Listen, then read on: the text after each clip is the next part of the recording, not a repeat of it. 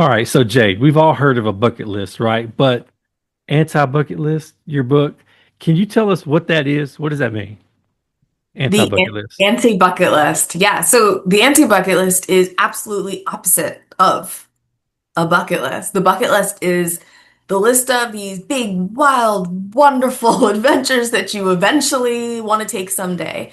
And the anti-bucket list is what brings you joy right here, right now, that you can go and pursue today, this week. It doesn't have to be expensive. As a matter of fact, it's probably better if it's not expensive. Like, what is it that you can pencil into your life right now to bring joy? Okay. Examples. What are some examples of some things that would go on this anti-bucket list? Ooh, exploring new local places. I think I write about that quite a bit in the book. So for me, I'm a big like nature outdoorsy girly. So there have been trails that I've wanted to see locally, state parks I've wanted to go to, new springs I've wanted to swim in. Um, Stopping to try a new coffee shop or try a new flavor or a seasonal something that, a coffee shop is offering. Taking the time to just kind of live in this like attitude of gratitude for everything that is available to you right now. And by incorporating more elements of the outdoors in our everyday lives, what I found is that I felt a sense of peace, a sense of renewal. I felt recharged, almost like a solar powered battery, right? Like being charged by the sun. And every time I go out into nature, right, and I actually take the time to unplug from screens and chatter and all of those things, I quickly see how perfect everything is around me, how everything is always in balance in nature, how everything always works itself out. Um, yeah, and then I find that I'm learning things from the land. It sounds crazy, right? It Yeah. sounds absolutely crazy, but it's just so restorative and healing.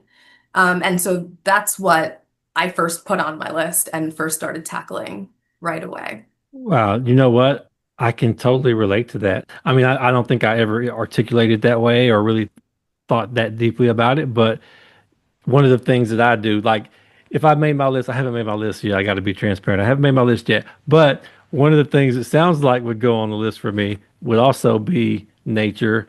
I go on walks, right? Because the day's stressful. I'm in meetings all day, back to back. I'm an introvert. And by the end of the day, sometimes I'm just like wiped out. Yeah. Like I don't want to have another conversation. I don't want to talk to anybody. I just need to kind of get out away from my laptop and be outside and get breathe some fresh air, feel the sun on my skin because you can be at your laptop all day long and it could be beautiful outside all day. And there's been times when I worked late and I missed the entire day, right? So taking that moment to like get away from my desk and go out and enjoy the sun and breathe the air. I love walking like next to streams and hear just the sound of the water Yes. really helps me relax and de-stress and just like I can feel all the tension just ooze out of me when I go do that. But I don't make the time for it consistently. I really don't. Like I'm able to do it every once in a while, and it's something I need to do a lot more. It's gonna prepare me to be more impactful at work if I take that time for myself. But I haven't made a priority. Is that what you're kind of getting to with the list? Yeah, absolutely. Absolutely. I mean, and I feel like once you sit down to make your list, once you carve out the space to make your list, you're going to find what things are of the utmost importance to you. You already listed being outdoors in nature as one of them, so maybe that is the first thing on your list. A couple things that I've heard from some others as they read the book and they felt inspired to create their list was to change the way that they host holiday dinners, right? They really like identified that like, oh my gosh, I put myself in this environment where I'm stressed about the way that things are unfolding. And they made a commitment to themselves that this year, when I'm hosting Easter dinner, Mother's Day dinner, whatever, right? Like it's going to be done in such a way that it's life-giving to them as opposed to draining all of their life force energy from them. I had a girlfriend reach out last week also saying she just finished the book and she canceled all her plans on a Friday and just took her daughter to the zoo and was just completely present with her daughter at the zoo and just kind of seeing these animals like through her little baby's eyes for the first time. And she told me that it was like the best day that she has had in years, like just taking the time to be intentional like that. Wow. Okay. So it sounds like the biggest difference between the bucket list and anti-bucket list. Bucket lists are usually it's something big where you're saving up for it. You're going to get to it. I want to get to it before the end of my life, right? It's off in the distance. Mhm. Anti-bucket list is here now, present. Like, what are the things that are around you that you could be more that present with, sit with, incorporate more that would add significant meaning to your life now. Did I Absolutely. summarize that up? Absolutely. Yeah. I Okay. think chapter 5 of the book is actually called Here and Now because that is the premise, right? Like life is happening here and now.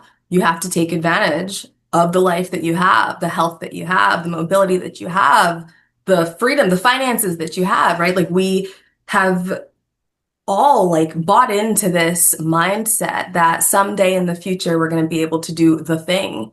And like, unfortunately, sometimes that future never comes, right? Tomorrow's not promised to any of us. Wow.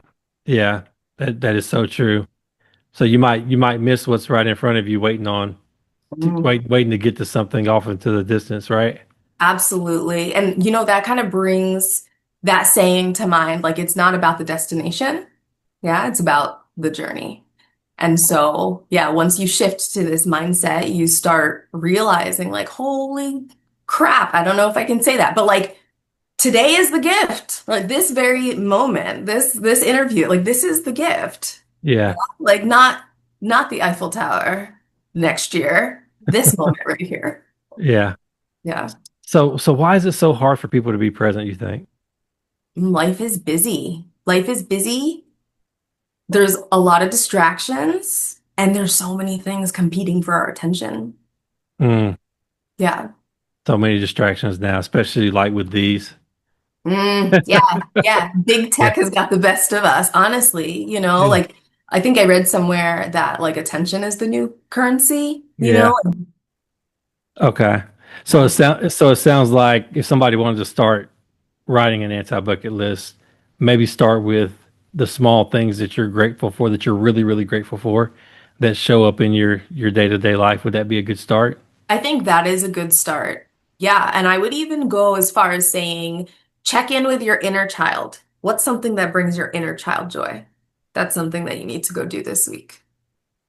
Okay. Okay. Inner child. Hmm. Hmm. Yeah, you got me thinking here about what would go on my list here. Yeah. All right. So, walk us through like what your book guides people to do. So they're going to write down their anti-bucket list and then what? Yeah, because I guess step one is identifying, right? Those things that you could pencil into your life right away. And then step two is advocating for the time and the space to actually be able to go pursue those things. It's all well and wonderful if you make a list and it lives in your notebook and your notebook lives in your drawer and you do nothing with it. But then to actually make that list come to life, you have to take the time to go care for yourself and do these things that are going to light you up inside. Are there any professional benefits to having an anti-bucket list? Absolutely. Absolutely. I would say that once you start pursuing your anti-bucket list, then you feel better, more fulfilled, more vibrant. That literally carries with you regardless of where you physically are. So you could be at the office, you could be at home, you could be out with friends, family. Yeah, your energy is going to be different. You're going to be happier. You're going to be lighter because by pursuing the things on the anti-bucket list, you're actually like pouring back into yourself, right? Like pouring energy back into yourself. So then Yeah. you have more energy to share, to give. Yeah. You got to take care of yourself or else, you could crash Yeah. easily. Even getting sick. Like I think that the times in which I've gotten sick and really had to take a day was when I've been kind of up against it every day, like grinding it out over and over again, long hours. and then it eventually catches up to you and your body shuts down. Yeah. It's like, I'm done. Right. You're gonna take a break now, right? That's right. That's right. Yeah, I mean, it will literally force you to do that. And I feel like we can, I mean, obviously we cannot avoid getting ill. This is going to happen as humans, but if we can find ways to pour back into ourselves and fill up our energy reserve, then of course we can get back out there and tackle anything that the workplace throws at us. Yeah, yeah. So prioritize the time for self-care, which is going to lead us into our next conversation about boundaries and how to protect your time and space because it won't do you any good to create this list if you don't protect your time and energy because you won't do anything on the list, right? Yeah, yeah. Boundaries. Well, I guess I'll start by saying that the word no is a full sentence. Pausing there for dramatic effect because no is a full sentence. And so you can't commit to everything. You can't take on everything. You can't always be, the stellar, top shining employee when you feel like you're trending toward burnout. Sometimes the response has to be no, or, I'll pass on that and let somebody else take the ball and run with that. Yeah, so using your no and understanding that it's a full sentence, it doesn't necessarily always require any type of explanation following it up. But I have found that no is going to be your greatest protection in terms of boundaries. Okay. And what are we saying no to exactly? What are we saying no to? Things that we don't feel that we could take on right now because we don't have the energy to do it.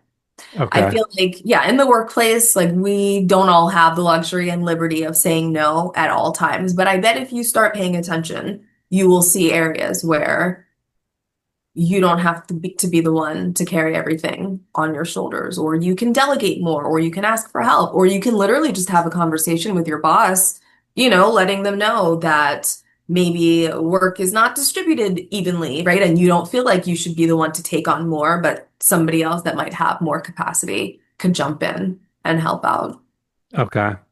And that can be a tough conversation to have at times. So I think there probably has to be a level of trust there Yeah. with the boss to feel safe having those conversations. But you can't have them, right? Yeah. Yeah. Um, and approach it from a solution oriented standpoint. I would say, like, come with some ideas. Like, if there's something on your plate that really you think should not be high priority based on where you add the most value, have ideas about where it could sit, how it could still get done, and bring those to the table. And if your boss has other ideas, then I'm sure they'll share it with you. But that's part of self-advocacy, like advocating for yourself, right? Absolutely. Absolutely. And I don't know if this is a message that's readily shared, but also, like, yes, you have friends and family and people that care about you, but it's your responsibility to look out for number one, right? And they're rarely going to advocate for you in the way that you would be able to advocate for yourself. So we are our number one advocate. Is that what you're saying, Jay? Should be. We should be. Yeah.